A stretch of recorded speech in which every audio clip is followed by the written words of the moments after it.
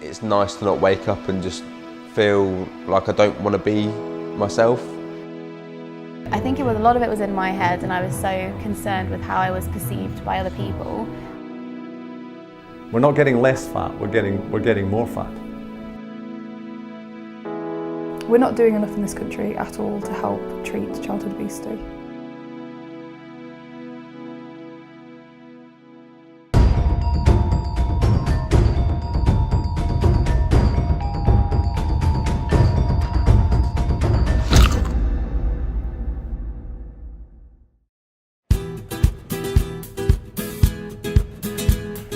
Obesity rates have trebled in the UK in the past 3 decades. Currently, 1 in every 4 children aged from 6 to 16 is overweight.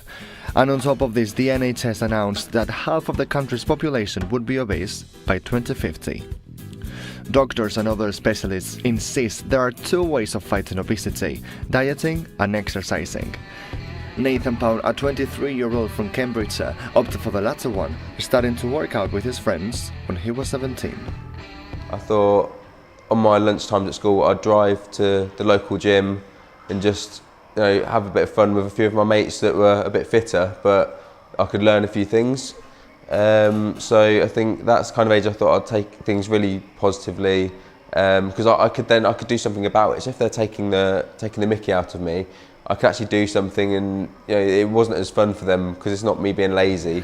However, his determination to change his physical appearance came with an unexpected twist.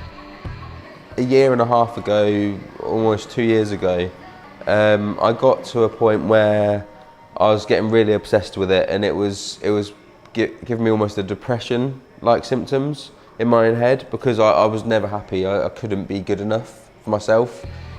Realizing that his gym routine had ruined a relationship and was making it hard for him to connect with his friends and family, made Nathan stop and change his priorities. Yeah, I think that's when I really sat down and thought to myself, is it worth losing relationships, making myself unhappy, just to try and show off to everyone else that I'm now in good shape, rather than just being happy in myself and happy with everyone else as well. Nathan's situation has moved along from that savvy kid to the man he is today, having his friends even following his lead. With my friends, they respect me and almost look up to me in a way, because they ask me for tips, they ask me how to do this, how to do that. So it's quite nice that maybe the ones that before might have almost been making fun of me are now saying, how can I be more like you? So I think it's beneficial that you do gain a lot of respect, and psychologically for myself, it's nice to not wake up and just feel like I don't want to be myself. It's nice to wake up and think, what can I do today to make myself a bit better than yesterday? Or, you have your goals, and I think that helps a lot to have goals personally. Nathan has found in working out a way of releasing stress, focusing and being healthier, and that's why he recommends it to anyone who wants to improve their lifestyle or their self-esteem.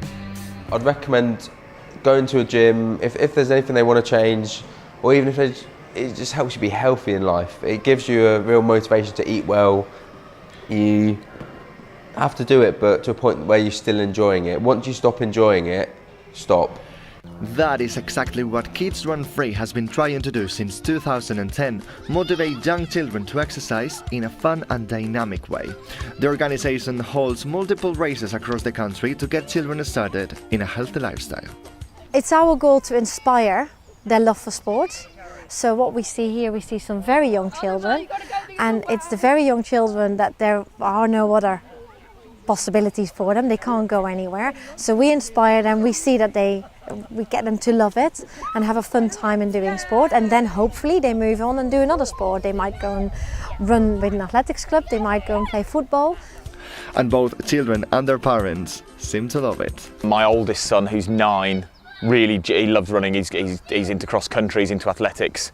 So we came along with him at first, and he absolutely loved it. He did a ridiculous amount of laps in distance and just came home really buzzing, loved it, enjoyed it. And while he was here, our youngest kind of started pottering around some laps as well, so we registered him as well, and we've come every month since then. We love it. We've been coming for years, and my husband's older too as well.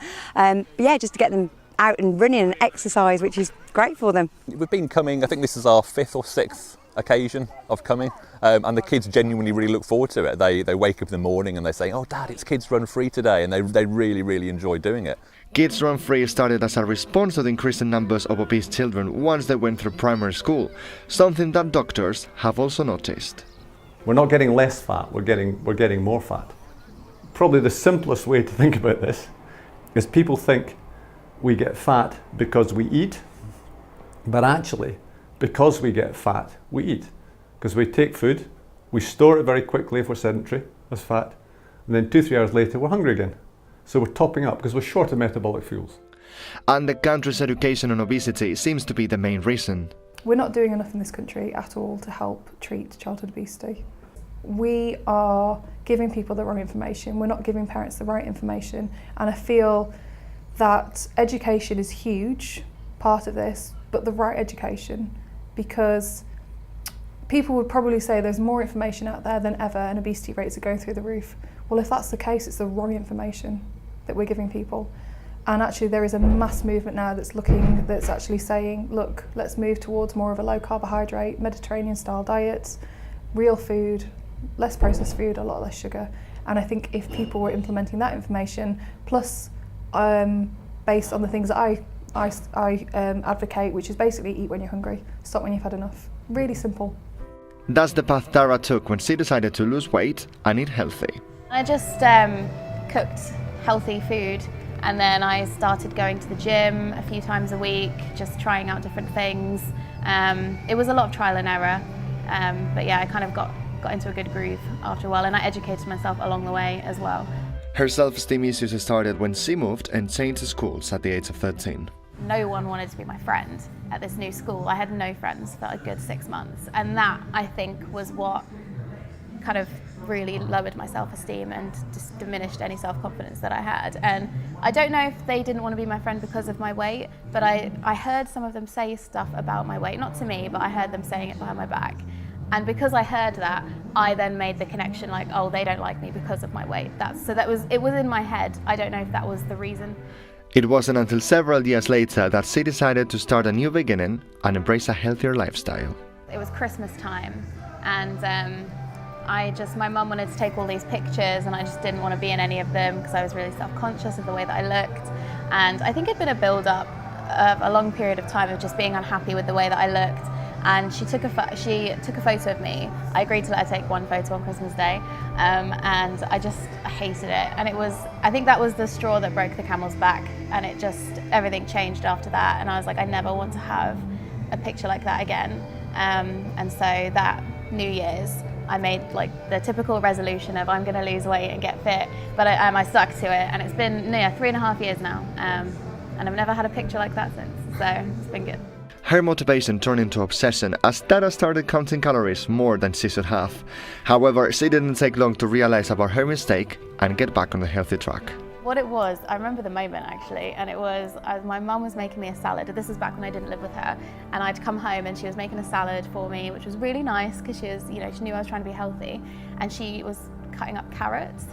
And I was like, what are you doing? Why are you putting carrots in there? They have too many grams of carbohydrates in there. Like, literally was going crazy because she was putting carrots in the salad. And I had one of those out-of-body experiences, and I was like, what are you doing? You're yelling at your mum for making you a salad just because she's putting carrots in it. Tara has become more flexible with her diet and has the perfect advice for people who want to embrace a healthy lifestyle as well. Find a balance. That word is thrown around a lot, and it's really difficult to find that balance.